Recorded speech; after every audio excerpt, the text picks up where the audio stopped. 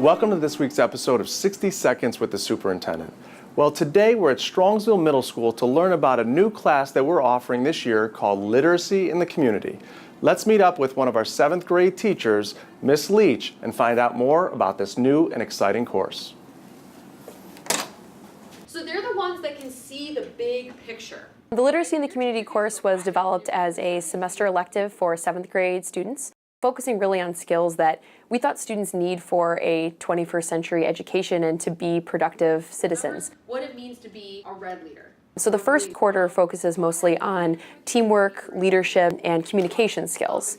We assume a lot of times that kids just naturally develop these themselves, but we don't actually give them a place to do it and to practice it in a safe place where they can get constructive feedback and really practice those soft skills that they need in the workforce. So students do a lot of skills with interviewing, they work in teams, they develop their own games that they teach to others, and the first quarter culminates in an interview where students go and have to do a visual or an auditory interview with an adult in their life. So students are reaching out to grandparents, aunts and uncles, neighbors, teachers, to really practice those face-to-face communication skills that students are sometimes missing. And then in the second quarter, we take all those skills and build on them further with a service learning component. So students start to research issues in their community that matter to them. A lot of times they're looking at things like poverty and homelessness, issues with veterans, things that they really care about. And they get to develop a plan and propose a service project.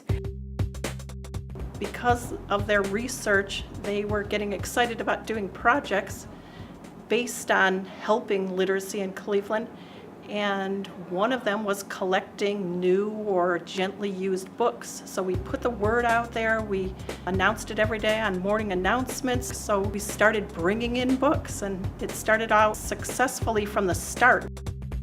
Initially I thought, okay, if we can get 200 books, I'll be thrilled. And then it was like, well, wait, how many kids do we have in the building? And what did we have, 1,461? So we said, let's try and get to 1,461 so that we have one book to represent every kid. And so we did.